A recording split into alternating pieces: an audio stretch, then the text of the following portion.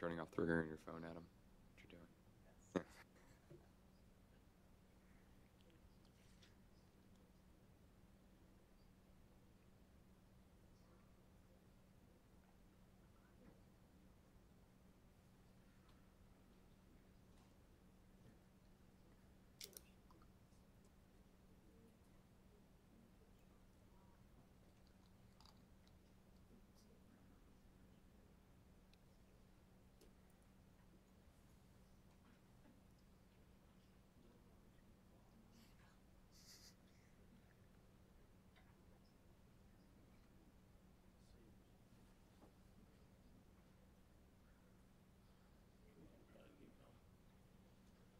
Can you shut the doors?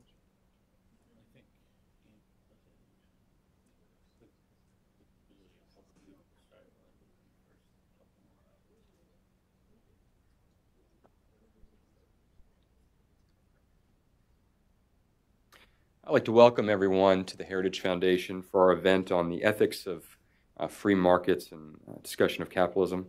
And this is the 11th talk in our speaker series on the ethics of free markets.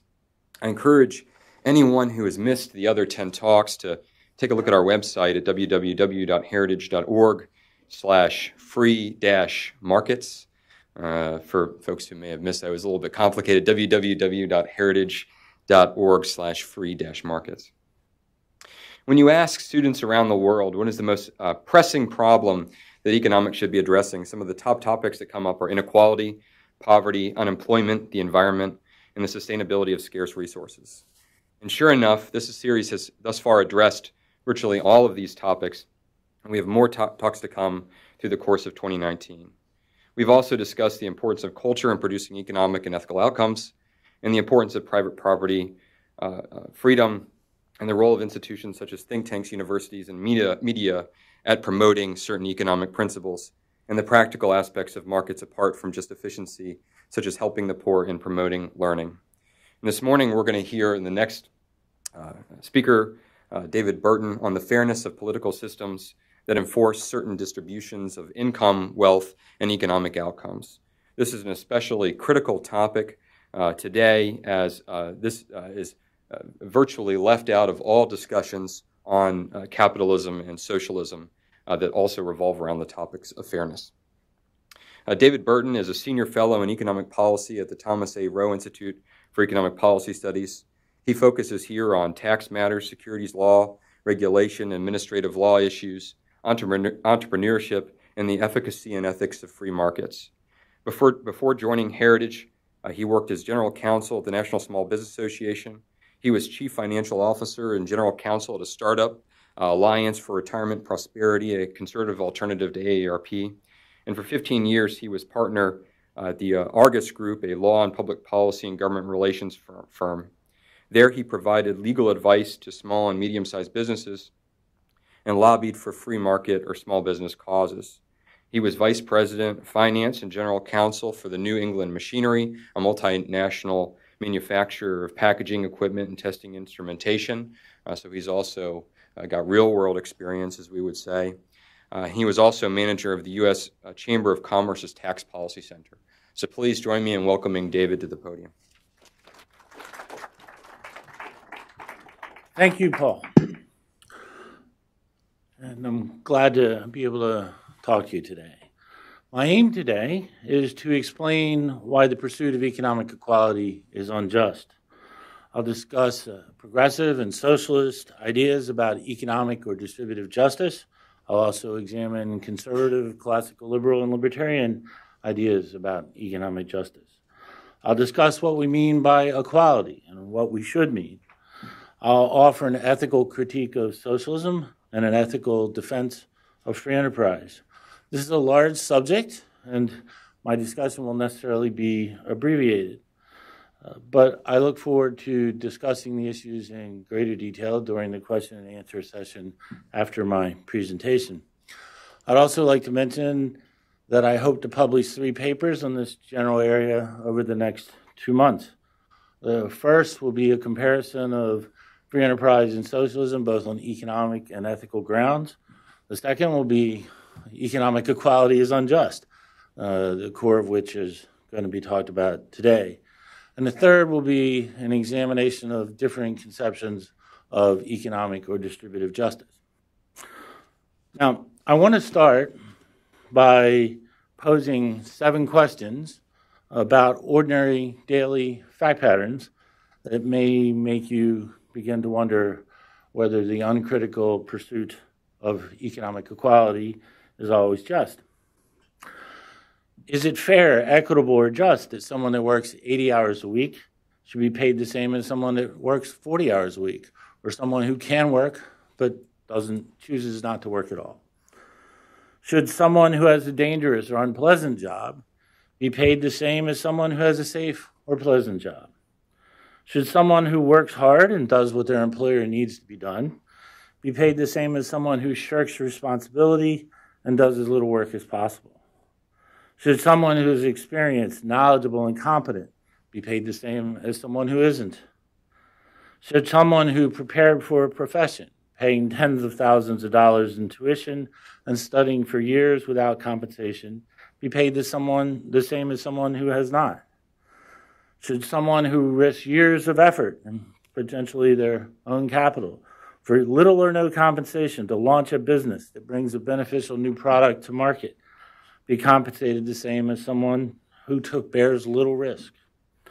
Should a person who defers consumption by saving and investing for the future earn the same as someone who never saves? Now, the intuitive sense of distributive justice raised by these questions is that it's unjust to treat unequal situations equally. It's the sense that justice requires that goods, both material and intangible, be distributed on the basis of merit or contribution or what is deserved or just deserts, however defined. And that justice involves individual actions rather than a given distribution to be predetermined and enforced by the state. In other words, how or why someone earns income or wealth matters morally. As the University of Illinois philosophy professor Samuel Fleischaker said in his very interesting book, A Short History of Distributive Justice, this understanding of distributive justice was virtually unquestioned until the 18th century. You can find it by reading Aristotle's Ethics, or St. Thomas Aquinas' Summa Theologica, or Adam Smith's Theory of Moral Sentiments, or countless other works. Now, modern liberals, progressives, and socialists largely reject this view. John Rawls said this quite explicitly in his highly influential 1973 book, A Theory of Justice. To progressives, income or wealth inequality is morally problematic no matter the reason for the inequality, because our natural endowments, inclinations, character, family, and social background are undeserved. If an individual works hard or smart in school, employment, or enterprise, and is therefore better compensated than others, progressives regard that as unfair because the intelligence and work ethic involved came largely from genetic, family, or social factors. Using various principles, guideposts, or definitions, usually involving one of many competing conceptions of equality, fairness, or social justice, they seek to have government enforce a predetermined distribution of economic goods. This view has its roots in the works of Auguste Comte, Karl Marx, R.H. Tawney, and others, and more recently in the work of John Rawls, Amartya Sen, Ronald Dworkin, Brian Barry, and others. Individual effort and merit are largely irrelevant to the progressive or socialist conception of economic justice. The progressive view entails rejecting either the reality or the importance of our freedom, our individuality, and many of the most important aspects of our humanity. Our character, our integrity, our prudence, and our dispositions to work, to think, to take risks, or even to love our families, for example, are not, in their view, relevant to what is a just economic distribution. Progressives view people as cogs in a machine, as automatons. They reject the idea that people should be different and that merit, achievement, striving, learning, risk-taking, prudence, and character should be relevant to economic outcomes. The left-wing conception of justice is fairness in Rawls' formulation, and fairness as equality of outcomes is inconsistent with common sense and ordinary ethics. And psychological studies show that neither children nor adults have an aversion to inequality. What they value instead is fairness, and they don't define fairness the way that progressives do. Now, a few words about family. Progressives and socialists regard the family as an impediment to equality of opportunities. Rawls, for example, wrote, quote, "Furthermore, the principle of fair opportunity can only be imperfectly carried out at least as long as the institution of the family exists." Karl Marx explicitly advocated abolition of the family as an obstacle to communist society. He considered the, quote, "hallowed correlation of parent and child," end quote, to be, quote, "bourgeois claptrap." Now, the next speaker in our series is Ed Feser on February 11th, and he'll talk about this in greater detail from a natural law perspective. But families are critical institutions to building a healthy and prosperous society. They educate the young, provide invaluable social capital, and impart what Hayek would call tacit knowledge. Now, the second volume of Hayek's Law, Legislation, and Liberty is called The Mirage of Social Justice. In it, he said that social justice, quote, "does not belong to the category of error, but to that of nonsense, like the term a moral stone." To summarize Hayek's insights, the proponents of social justice articulate no rules of just conduct that would lead to social justice. Or stated differently, social justice rests on the odd idea that every single individual can behave in a just or moral manner, yet we can and probably will have social injustice. This is a paradoxical, if not incoherent, result. Let me give you sort of an example. Imagine that you have a musician who's highly popular, and he sells his CDs for $20 a pop. And he sells millions of CDs. So he's going to become very wealthy by selling his CDs.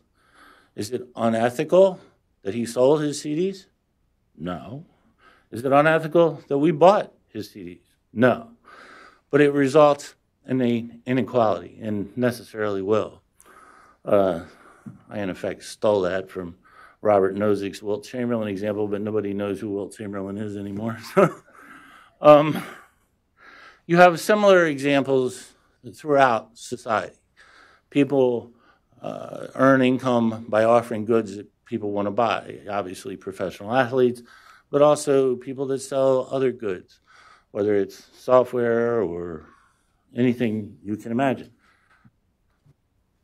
So social justice rests on the proposition that people can universally behave ethically, but somehow it leads to injustice.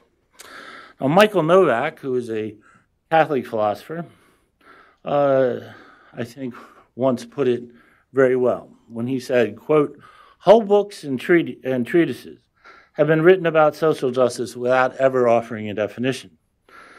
It is allowed to float in the air, as if everyone will recognize an instance of it when it appears. The vagueness seems indispensable.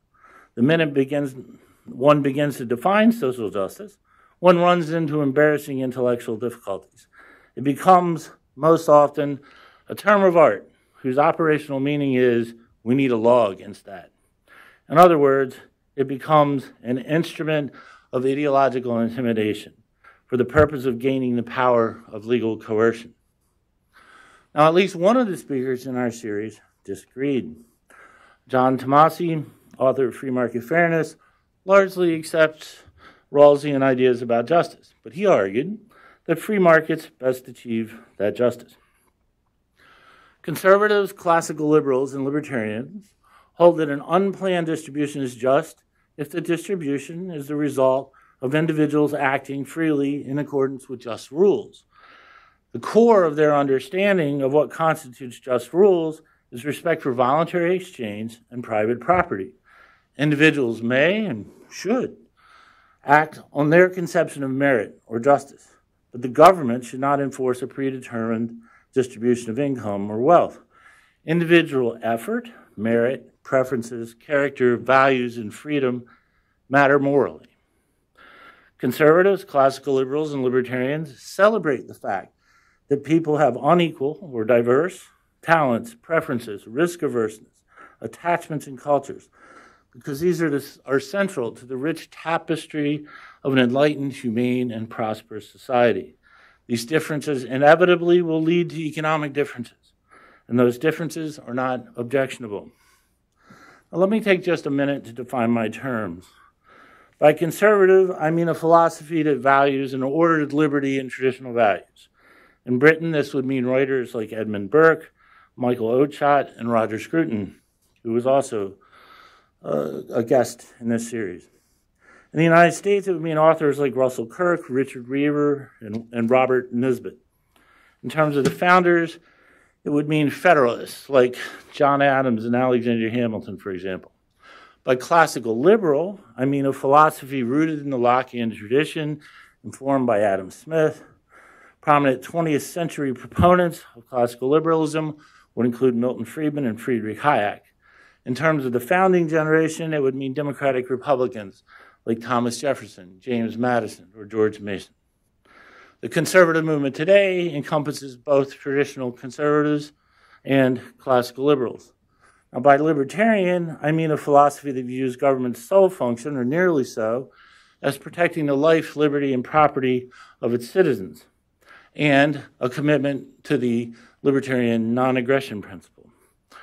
Leading proponents of this view would include Robert Nozick, Ayn Rand, and Murray Rothbard.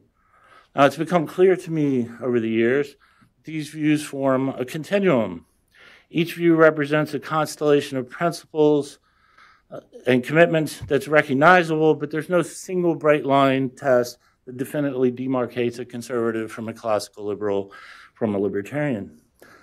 In fact, there are many varieties of each philosophy, but any conservative, classical liberal, or libertarian is much more committed to liberal than are progressives or socialists. Now, most conservatives, classical liberals, or libertarians don't find it to be a particular moral concern that a middle-income person has a lower income and less wealth than an affluent professional, or that a millionaire has a lower income and less wealth than a billionaire. Relative wealth or income ratios don't cause them anxiety. They're not ideologically committed to some predetermined government-enforced distributional outcome. To borrow libertarian Robert Nozick's memorable descriptions, they reject the view that wealth or income is like manna from heaven to be distributed by the state, and they generally are okay with capitalist acts among consenting adults. They prefer unequal prosperity to equal stagnation and poverty. They support fairness, not equality of outcomes, and don't regard inequality of outcome as fair or just. Instead, they seek equal protection of the law, or equal justice under the law. What conservatives, classical liberals, and some libertarians find to be of moral concern is not income or wealth inequality per se, but poverty. Because poverty hinders the ability of the poor to flourish and to lead a fulfilling life. Public policies, private charity, education, and other initiatives to address poverty and create opportunity are warranted, but the pursuit of economic equality is not. The objective of these efforts should be to alleviate poverty and create self-sufficiency rather than dependency, so that people may thrive, and existing government programs fail to meet those objectives. After millennia, where most people lived in grinding poverty, and even the affluent lived lives that would be considered hard today, free enterprise led to the great enrichment, a 30-fold improvement in the material well-being of humanity that has lifted many billions of people out of poverty and allowed for longer, more fulfilling lives. In contrast, there's no more reliable means of driving a large proportion of a country's population into poverty than to seriously pursue implementation of a socialist agenda and economic equality. Now, poverty is not a function of economic equality. Economic policy, narrowly construed, can have a substantial impact on opportunity and the incomes of the broader public, but typically is not the cause of long-term poverty. Sometimes people are poor because of chronic mental or physical conditions or infirmities that make work difficult or impossible. Other poverty is driven by counterproductive behavior that causes people not to thrive, including substance abuse, failing to graduate from high school, having children before marriage, or failure to seek work. Furthermore, existing government policies are ineffective or cause rather than alleviate poverty.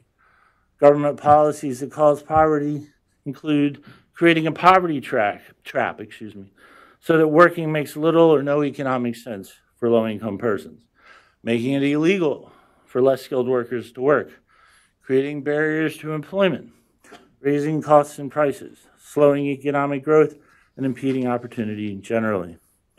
Although work is both economically, socially, and psychologically uplifting, government policies systematically discourage work. Labor force participation rates, particularly for men, have dropped precipitously.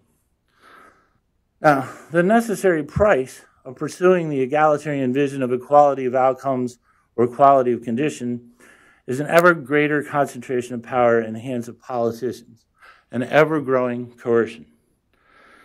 Is political or bureaucratic control of the economy somehow ethically superior to an economic system based on freedom of choice and peaceful, voluntary, and mutually beneficial exchange among free people in markets?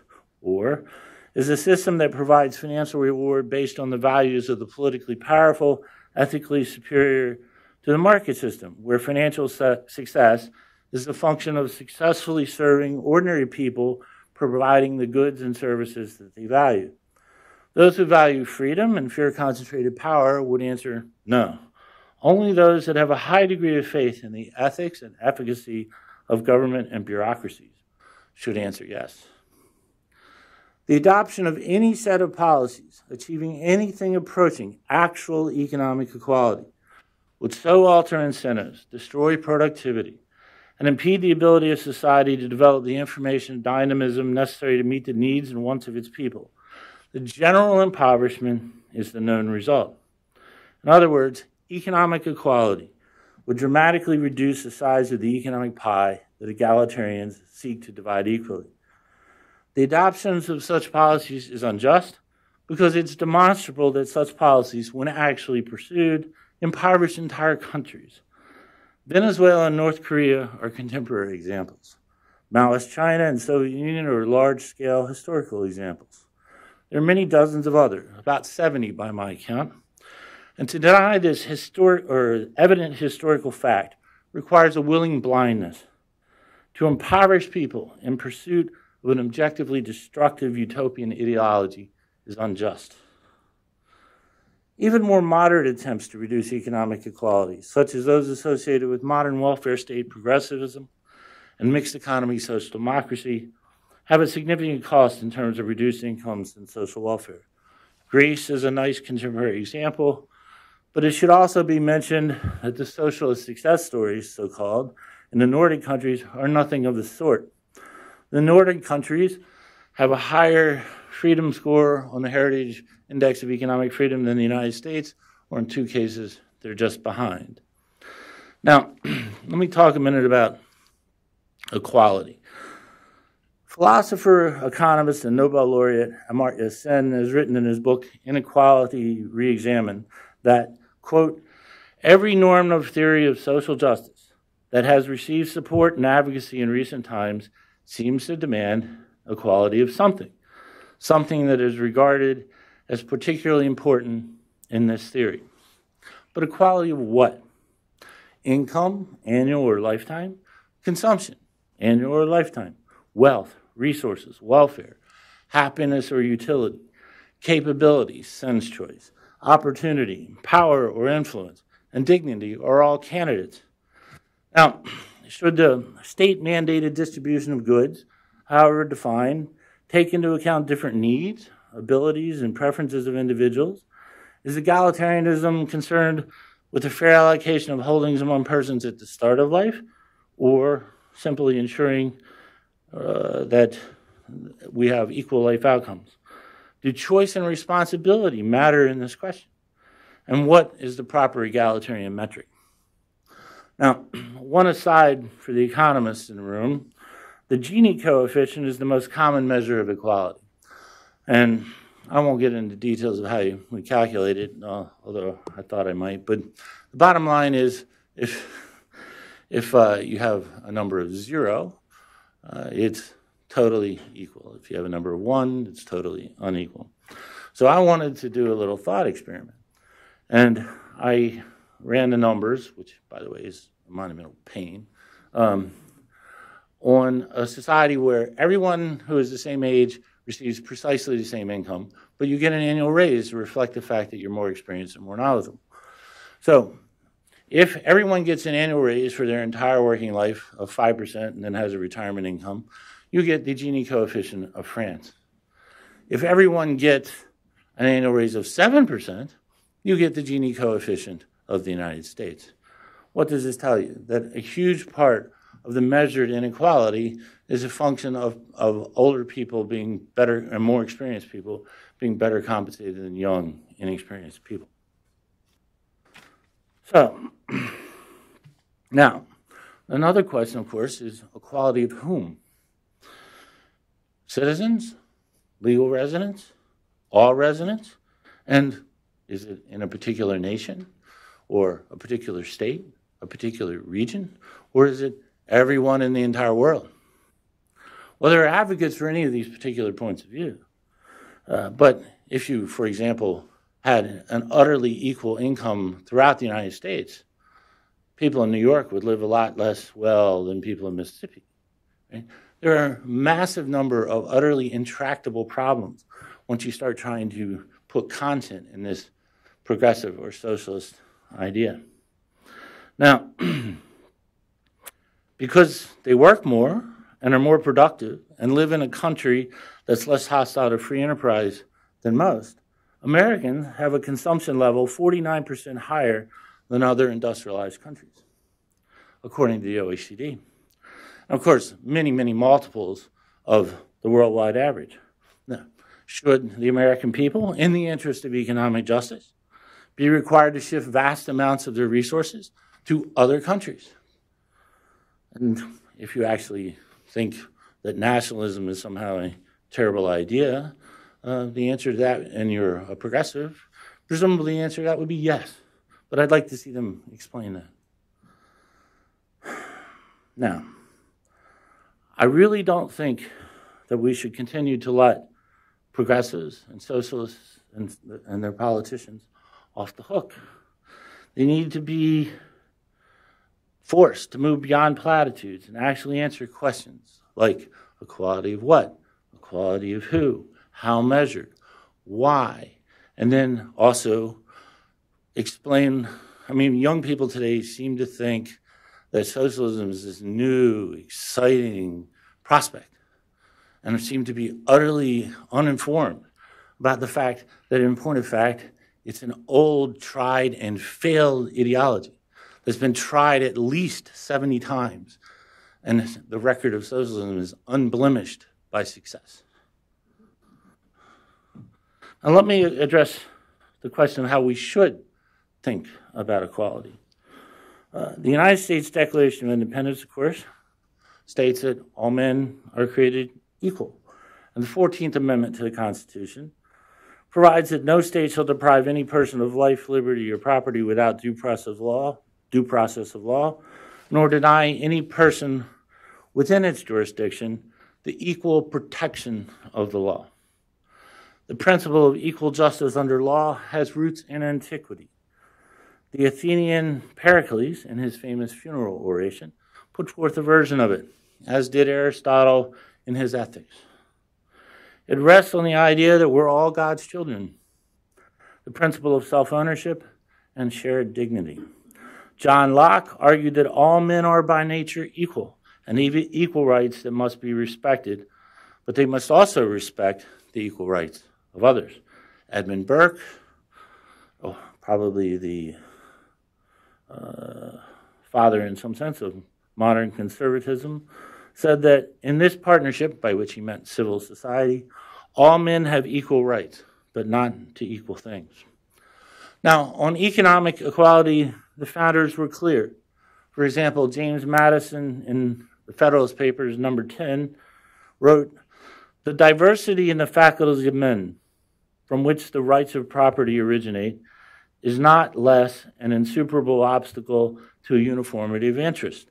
The protection of these faculties is the first object of government. From the protection of different and unequal faculties of acquiring property, the possession of different degrees and kinds of property immediately results. And from the influence of these on the sentiments and views of the respective proprietors ensues a division of society into different interests and parties. Theoretical politicians who have patronized this species of government have erroneously supposed that by reducing mankind to perfect equality in their political rights, they would at the same time be perfectly equalized and assimilated in their possessions, their opinions, and their passions." Now, libertarians, classical liberals, and conservatives generally support equal political rights, moral equality, and equality before the law. Most also support equality of opportunity, usually understood as freedom from arbitrary limits on the individual's ability to pursue lawful aims. Conservatives and classical liberals, not libertarians so much, also typically support publicly funded education to advance equality of opportunity and Republican self-government. Conservatives and classical liberals are aware of the importance of strong families, a robust civil society, and sound cultural norms, and the role they play in fostering opportunities and the character formation necessary for pursuing opportunities. This is why they oppose policies that would weaken the family and civil society and defend a culture that is supportive of traditional bourgeois or middle-class virtues. Let me close by talking a little bit about socialism. Limited government proponents do a reasonable job of explaining the adverse economic consequences or the destructive practical effect of progressive and socialist policies, although I think we need to do more. Progressive and socialist ideologies have a wide range of deeply unattractive moral or ethical implications as well. I mean, if you were to listen to the news these days or read the Washington Post and New York Times, you would think that the only moral alternative is to pursue ever greater economic equality. So we need to do a better job and a sustained job of explaining the moral implications and explaining why socialism and its progressive or social democratic cousins are deeply unjust. I made a list of 9 reasons why socialism is unjust. Its moral failures can be summarized as follows. It treats unequal circumstances equally. It systematically empowers politicians, bureaucrats, and the politically powerful at the expense of individual freedom and choice. It denigrates our human dignity and ability to flourish. It wastes scarce resources. It's a poor steward of scarce resources. It makes charity and compassion difficult and increases dependency and reduces self-sufficiency. It harms voluntary associations, civil society, and family. It stifles dissent and free speech and promotes a deadening bureaucratic uniformity. It endorses and formalizes counterproductive envy and resentment, and it demonstrably reduces a society's standard of living and dramatically increases poverty. Well, I know that this last point is arguably a consequentialist point, but given the clear record that socialism has of impoverishing entire countries, or at least reducing the standard of living of people living in that country, hundreds of millions, potentially billions of people, knowingly adopting such policies is, in my view, unethical. Now let me sort of talk about the converse, the moral superiority of free enterprise. Free enterprise rests on voluntary cooperation among free people, whether as workers, managers, investors, or customers, and rejects coercion. It empowers ordinary people rather than politicians, bureaucrats, and the politically well-connected. It allows people to author their own lives, to choose their own calling, to innovate, to create, to be different, and to flourish. It leads to dynamism and an improved standard of living, and has lifted more people out of poverty than any other system. It encourages the sound stewardship of scarce resources. It affords the dignity of self-sufficiency rather than offering the corrosive lethargy of dependence. It rewards work, prudence, thrift, diligence, creativity, and innovation. It leaves room for and does not seek to control voluntary associations, civil society, charity, and the family and society. And it leaves room for people to lead different kinds of lives, to be different, to dissent, and to speak freely. And I'd be glad to get into the details of all those during the question and answer session. Now, conservatives, classical liberals, and libertarians need to resist the left's relentless effort to redefine our political vocabulary so that words like fairness, justice, equality, and freedom mean only what the left wants them to mean. We need to aggressively defend the traditional non-socialist meanings of these terms because they're central about how we think about ourselves and our polity. The pursuit of economic equality will lead to a poorer country, both in the sense that more people will be poor and that most people will have a lower standard of living. A serious pursuit of economic equality will cause massive suffering. Economic equality is unjust because it treats unequal circumstances equally and because it systematically empowers politicians, bureaucrats, and the politically powerful at the expense of individual freedom and choice. It makes government, rather than ourselves, the authors of our lives. The egalitarian ideologies denigrate our humanity, dignity, and ability to flourish, by denying the importance of central aspects of our humanity, including our willingness to work, our willingness to learn, to take risks, to act prudently, and so on. Socialist or progressive policies increase dependency and reduce self-sufficiency, leading to a destructive cycle and ruining lives. Socialist and progressive policies endorse and formalize counterproductive envy and resentment. In the final analysis, economic equality is not a worthy objective. It is, in fact, a destructive and unethical objective that will materially reduce social well-being and crush the ability of the American people to flourish. Thank you.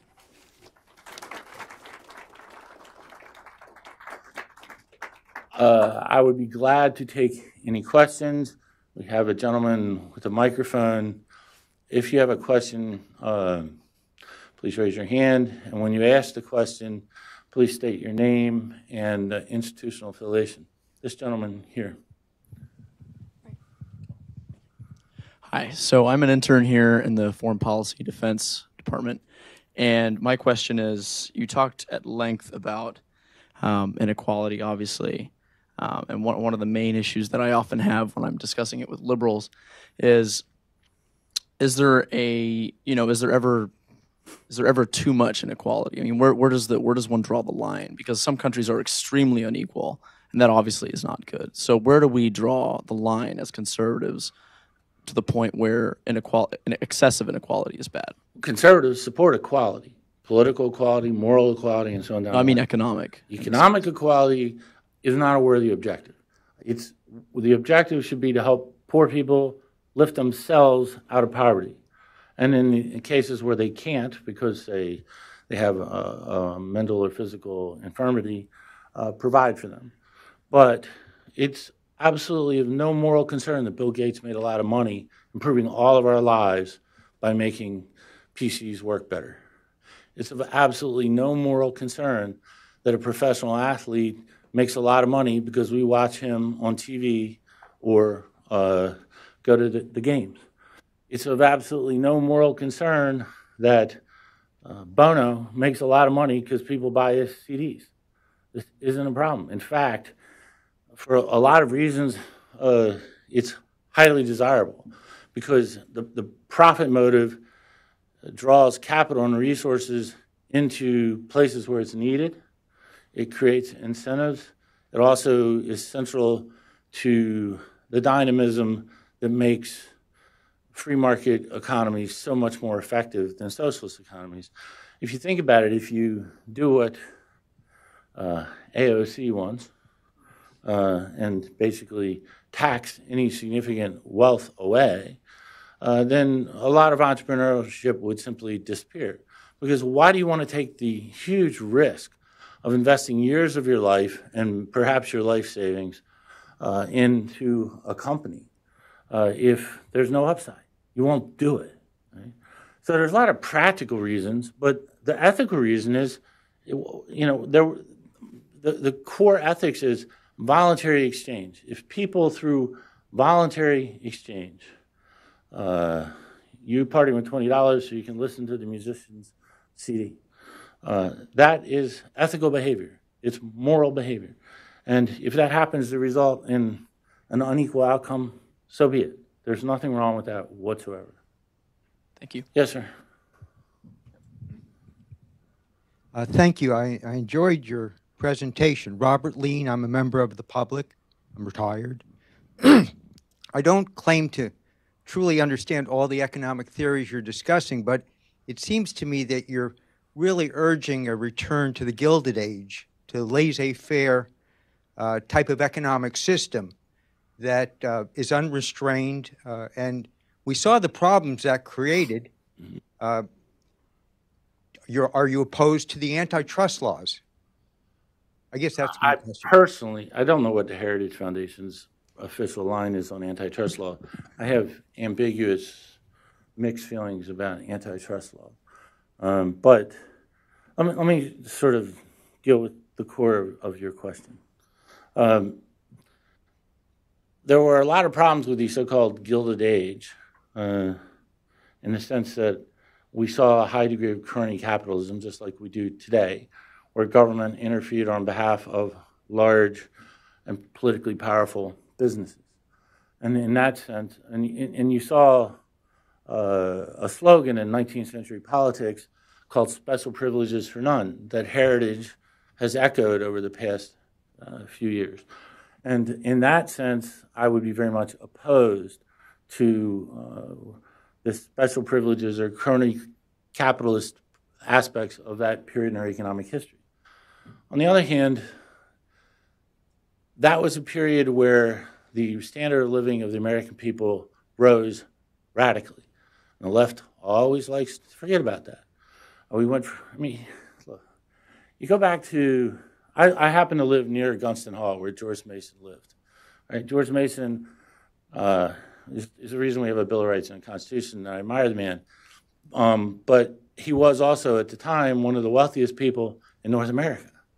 But his home today would be condemned as uninhabitable. Right? He didn't have electricity. He didn't have running water. Right? And so on down the line. In many respects, the poorest people in our country today live better than the richest people in that period.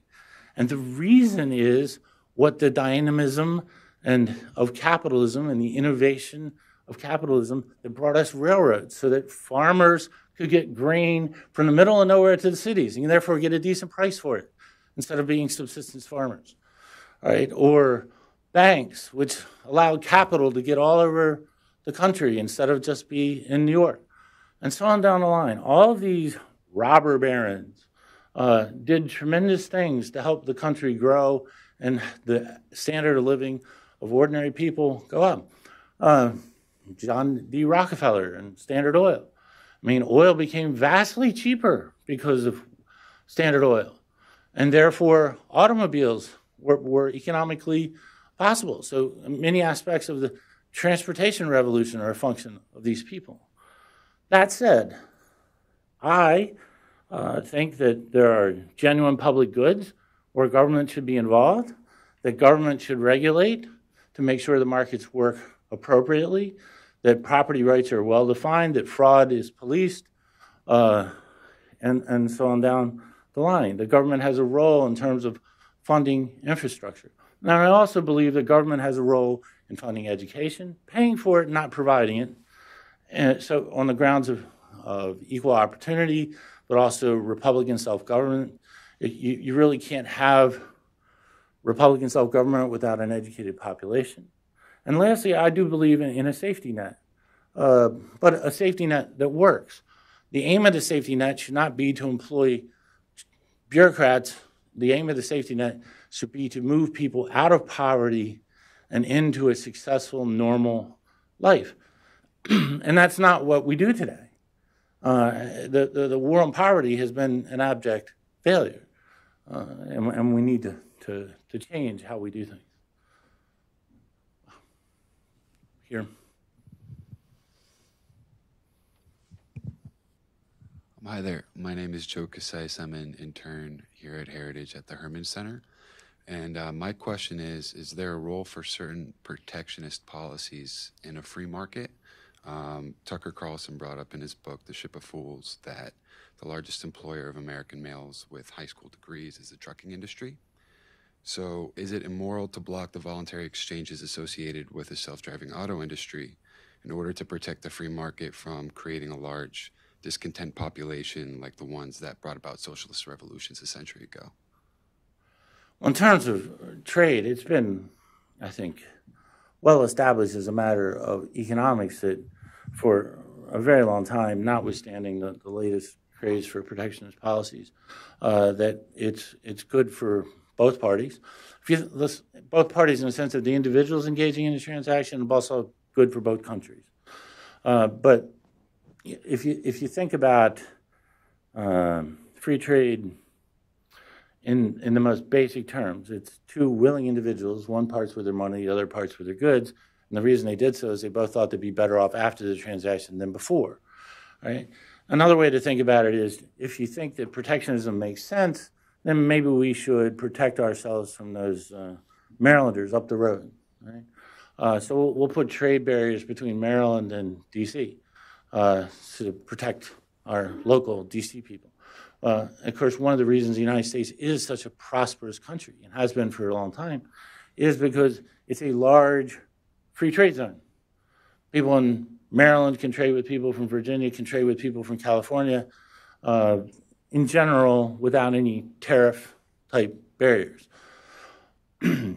As a matter of ethics, the question becomes, is the government somehow entitled to tell you you can't trade with somebody and engage in a mutually beneficial transaction simply because they're a resident of another country?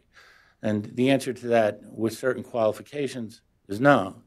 The qualifications would include, for example, national security qualifications, so that an American couldn't sell defense-relevant technology to the People's Republic of China or so on down the line.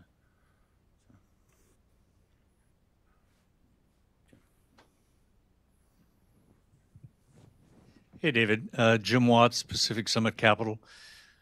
Kind of curious to get your feelings and input on the concentration of wealth. I'm thinking especially Silicon Valley, being an ex-Californian myself. And we see companies like Google and Facebook allegedly abusing their intellectual property for political purposes. They're not just building better cars or drilling better wells and producing more oil, but it's become very political. And I'm wondering, are we on kind of a slippery slope there? And what's the future going to hold for us? Well, I mean, there's several different, I guess, aspects to that. One is a lot of those folks have made their money in perfectly honorable ways by offering software or other technologies that benefit the public immeasurably. Sometimes I have to remind interns around here there was a day before the internet. In fact, it shows up in research. If anything before about 1995, you actually have to go find books in a library. Right? But others have been, crony capitalists writ large. Elon Musk is an obvious example. If it wasn't for the government subsidies for electric vehicles, Tesla would never get off the ground, and most of his other activities involve dealing with government.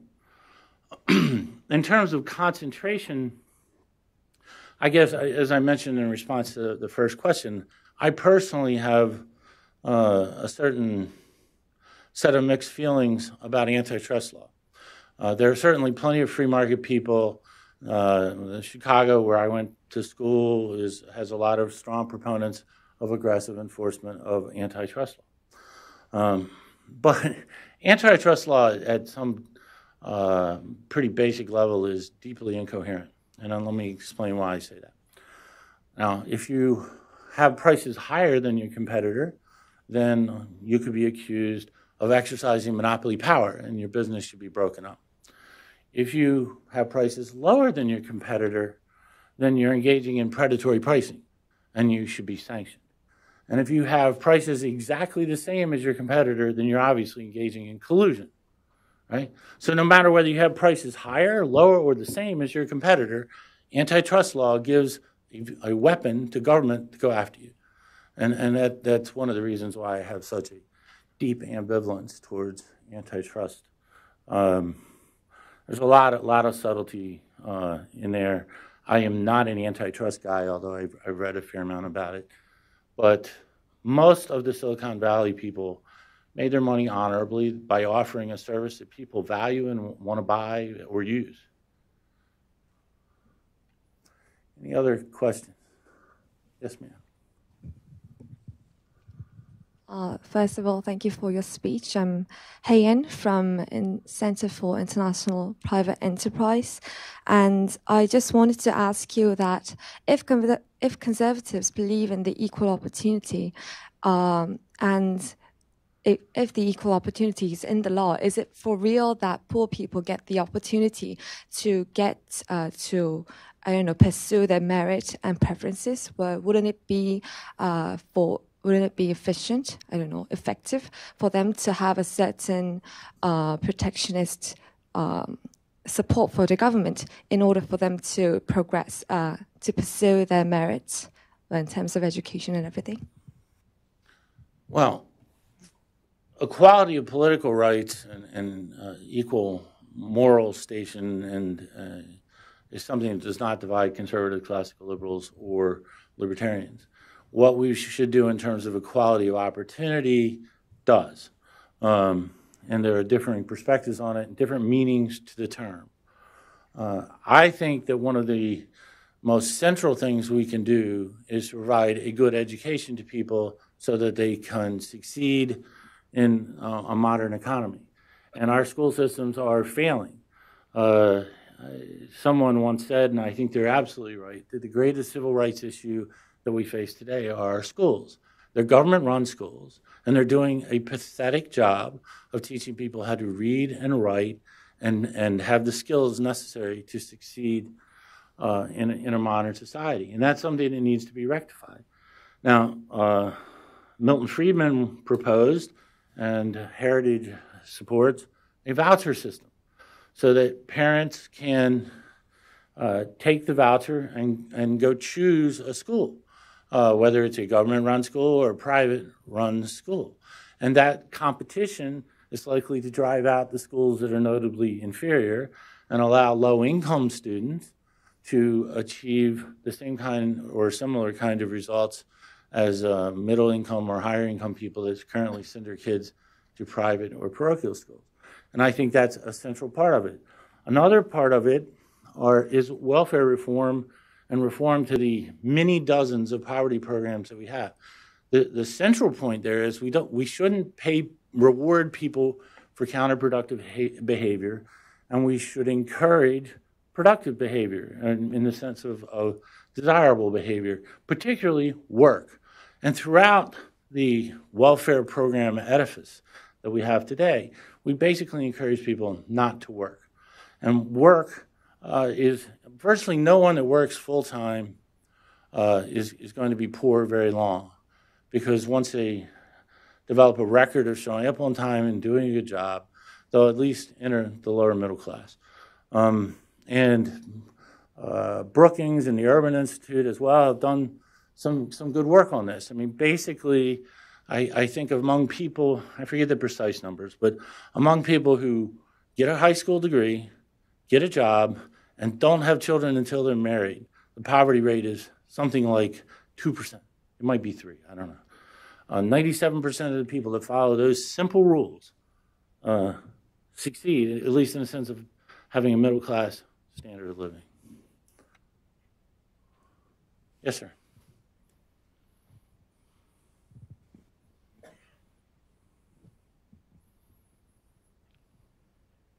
do you believe that a child of the people on the 99% lower income have the same opportunity that the children of the 1%?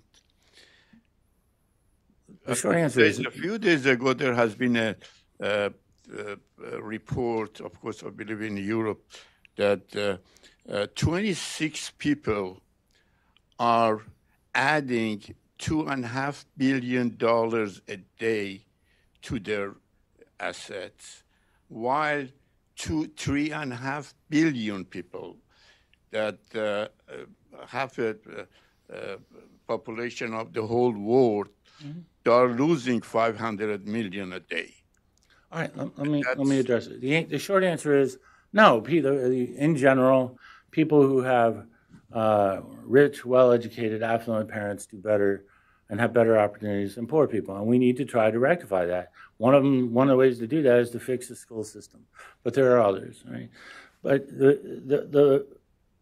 we have less social mobility than we used to, and one of the reasons for that is government is destroying social mobility systematically and on a regular basis. It does it in two ways. One is it basically rewards people for not working, so people choose not to work. And in many cases, for poor people, it's irrational to work. Going to work will actually cost them money because of the welfare state. But the other way we do it is if you go to the right schools or have the right buddies, government gives you money, right? Billions or at least hundreds of millions of dollars. That's what the crony capitalist state is all about, right? And you see that all the time. One of the things that I hope to do is to put together a systematic catalog of corporate welfare. But there's reason to believe that actual checks written to businesses is in the neighborhood of $100 billion a year. But that's only a small part of it. The government guarantees corporate debt, both and in effect takes on the credit risk of both corporations but also their customers. So, for example, we had a big fight over Export-Import Bank. And what that bank basically does is help out dependent corporations, like Boeing, and then says, okay, we're going to guarantee that you get paid, Boeing, by your customers. And the taxpayers on the hook. But you can also look at the latest financial crisis with Fannie Mae and Freddie Mac, right? You can look at farm price supports. You can look at the various trade deals that are being done. There are literally, it's a staggering amount of government involvement and crony capitalism today. And it's become highly profitable to seek government money, government bailouts, and so on and so forth. And in that sense, I think it's no real accident that the ever-increasing role of government has led to less social mobility, both in a sense of government helping out those who already have money, and then government-run schools and government-run programs destroying the upward mobility of the bottom quintile.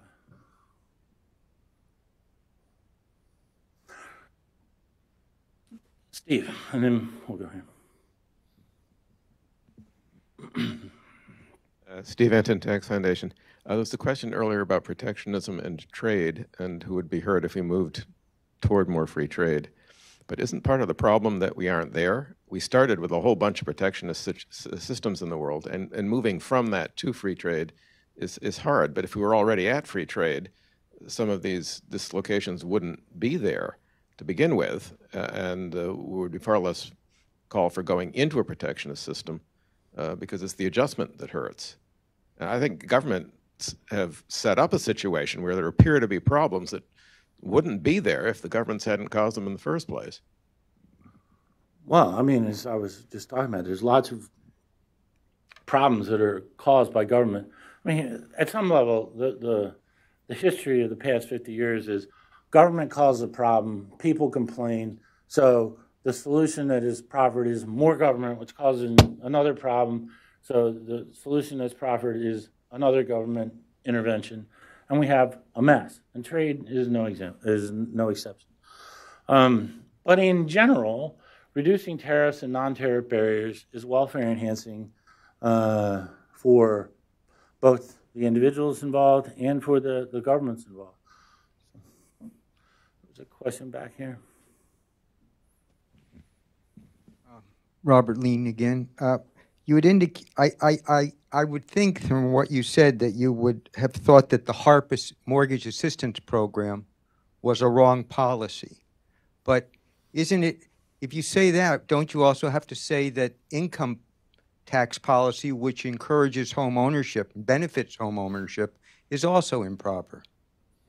I'm not familiar with the specific program you mentioned, but the mortgage interest deduction is not a tax preference. If mortgage interest should be deductible if it's taxable to the recipient. If mortgage interest is not deductible, it shouldn't be taxable to the recipient. There needs to be a symmetry in how we treat it. And this is sort of easy to see. Let's think of it as in a sales tax, mortgage interest isn't deductible, but it's not taxable because it's not relevant to the taxable result. That would be true in other systems like a credit invoice value added tax or goods and services tax like the Europeans, and well, every other OECD country has. In a well-constructed income tax, mortgage interest and all interest would be deductible and taxable.